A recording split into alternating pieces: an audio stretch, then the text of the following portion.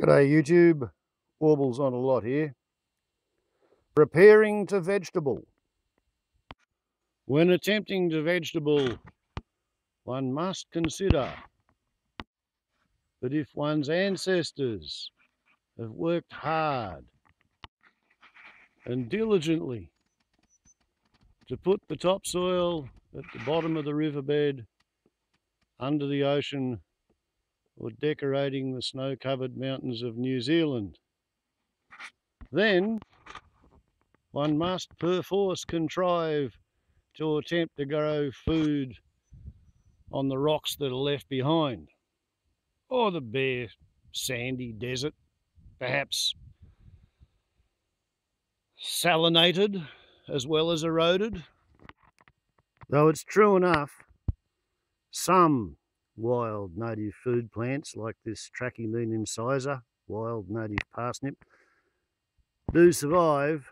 Most of them have not survived the coming of the sheep and potato brigade and the ploughing of the earth. So that means you have to bring your own soil to the enterprise and you have to contain it in something. And one of the things that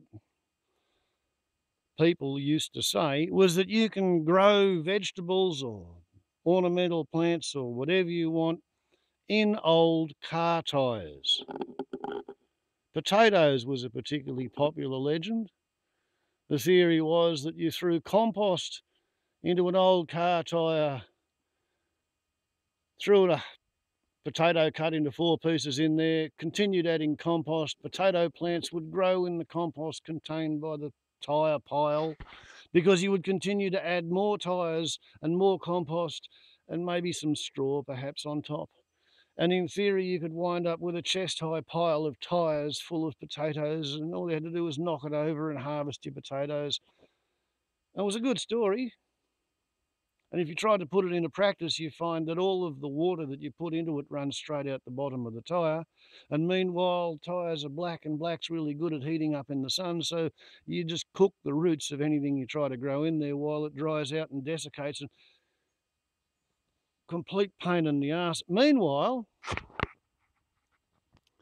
whatever you're trying to grow inside your pile of tyres, it can't compete with the roots put out by the trees, and the trees have got bigger solar panels.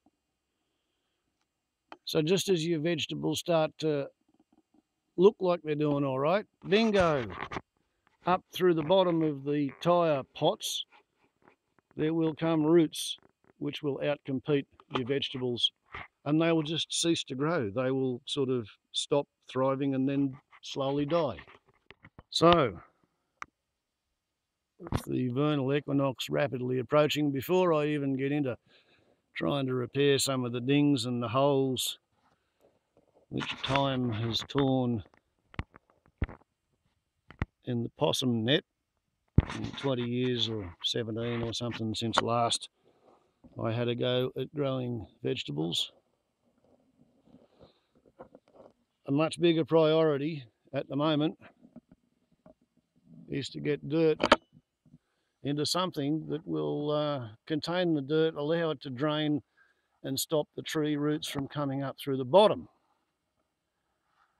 We have lots of old dirt that was pulled out of the tyres.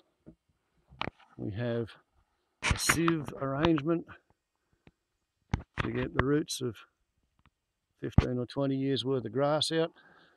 To keep the ultraviolet off the tubs, they're being painted. They get painted after they get drilled with drainage holes, 16 of them around the base. The idea is that the metallic silver keeps the ultraviolet off the clear plastic,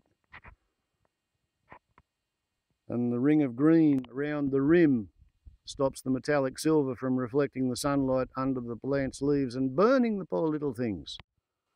At least that's the theory. The black plastic tubs are likewise drilled and painted silver and green because black is good at getting hot. So the metallic silver paint should keep the black pots cool. I don't know how other people spray paint 94 litre storage tubs, but this is my personal technique.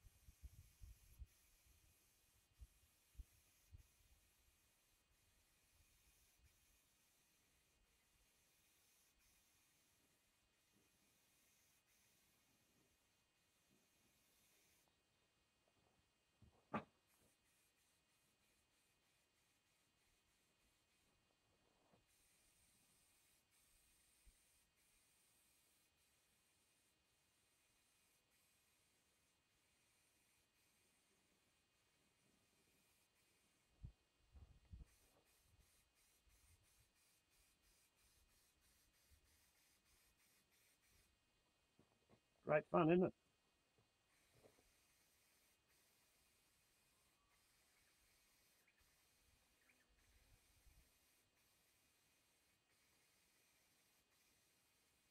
$22 for a 94 litre container. $8.50 for a spray can.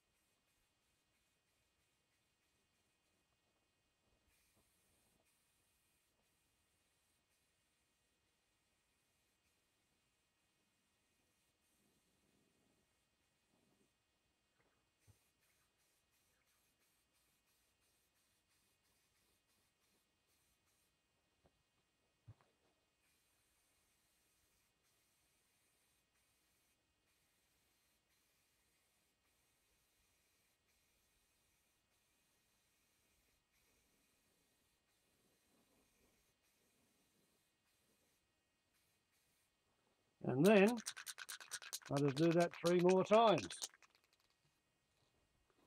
Wait for it to dry, come back and do the tops in green. And for some reason, using the same paint from the same shop with the same technique, but storage tubs bought freshly from the shop, it appears that the solvent in the paint has aggravated something in the plastic, causing bubbling in the paint in sort of random spots, which is an effect I'm going to tentatively put down to the fact that the black pots over there, as well as these painted pots full of dirt here, they were all purchased in March or April, and they've spent May, June, July, August, they're into September. They've spent 5 months sitting outside in the shade of the shed there, and they've been outgassing. So whatever volatile chemical was still perhaps in these freshly purchased tubs from Thailand, it was gone from the older tubs. So there's a tip. If you want to try this trick, put your tubs outside in the shade for about 4 or 5 months before you try to paint them. That's if you want them to get neatly painted like these ones. with no furry little bubbles coming up on their surface. No failures in the ultraviolet reflecting capabilities of the paint. So now I will go and have some lunch and come back and do the tops in green before commencing to fill them with dirt. I note that one of the reasons I stopped trying to vegetable about 17 years ago was that the amount of rain we got was not actually sufficient from this one roof here to not only run my kitchen sink but also to run a vegetable garden. I really only persisted because my kids were nearing the end of primary school and they needed to see that, yeah, you can grow your own food. But I've still got most of a cage with which to start again. And instead of one single boy wall tank, gravity fed from the roof of the hut through the cascade drums, we now have 3 boy walls. We have a firefighting pump. Here in the clearing we have a fire hose.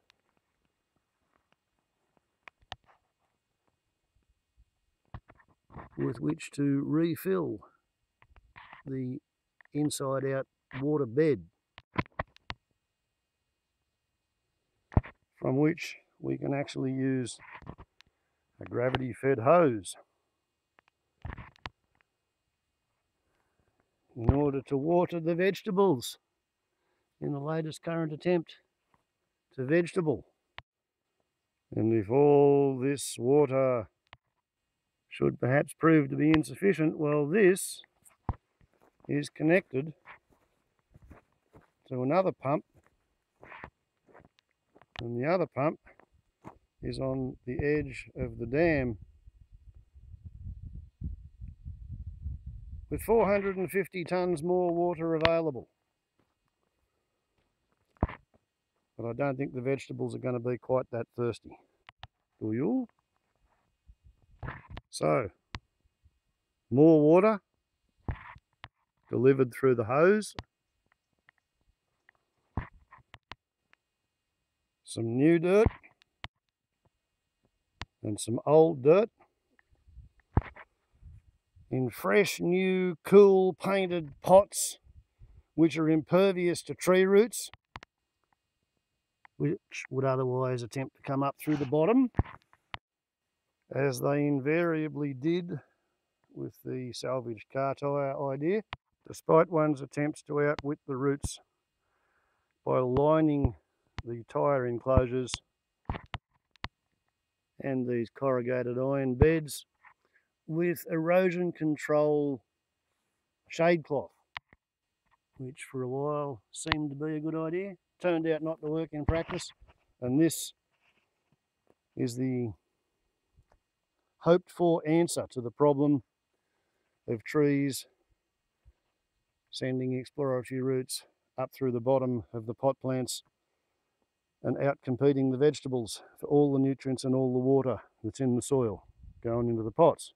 And while we're on the subject of changes over the past 15 or 20 years since last time I tried to grow the vegetable,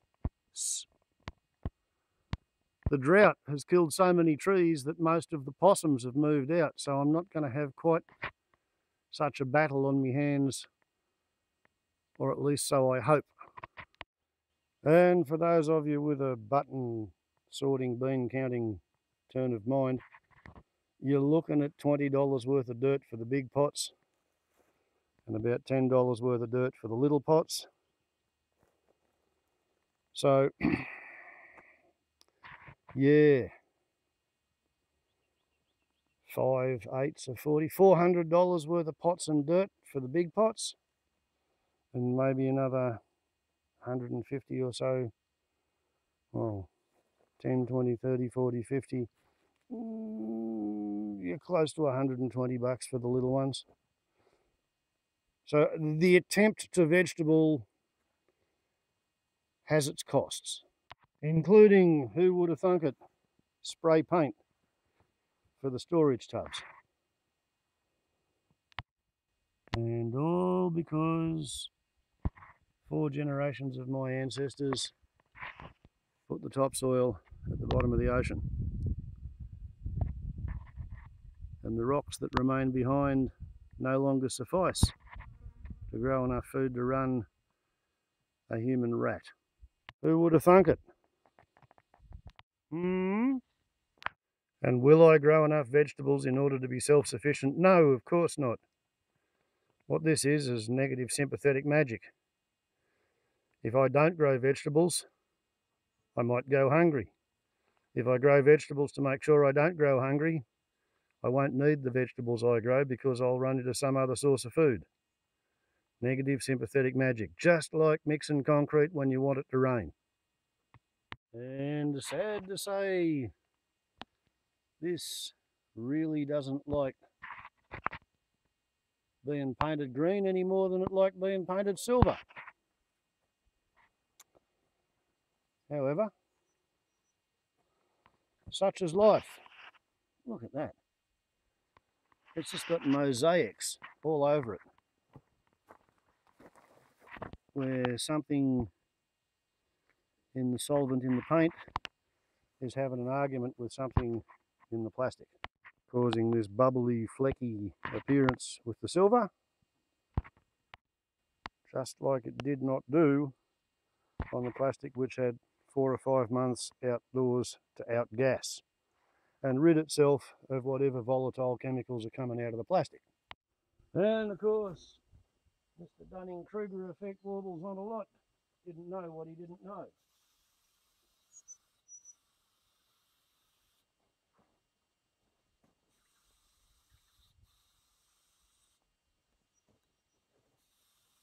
And when you don't know what you don't know, you can make a mess.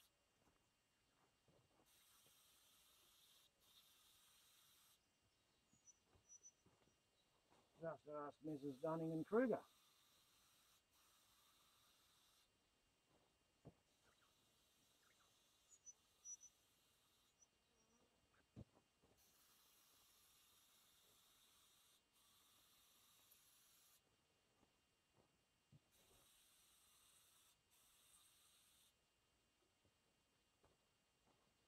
Yep, just gives a bloody awful finish.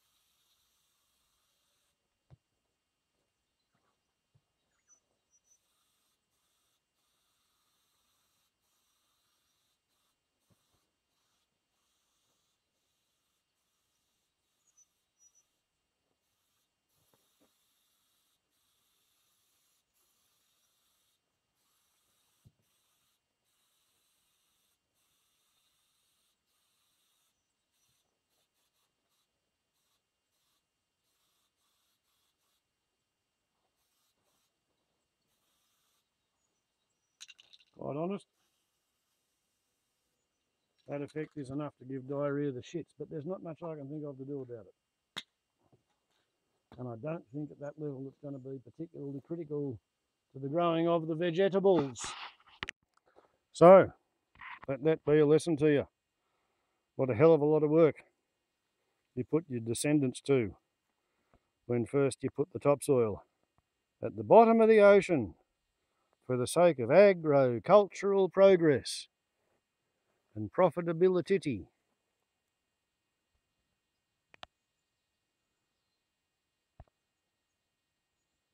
In the sheep and potatoes war. Just be aware of how much technology it takes to grow food. The Euro peon whitefellas way compared to Trachymean incisor, wild native parsnip. Where in that, all you have to do is show up and harvest the food. Baubles not a lot to YouTube.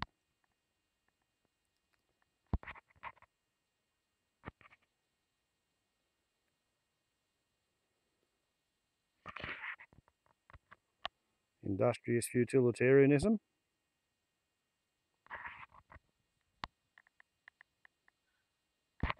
Perhaps? What do you reckon?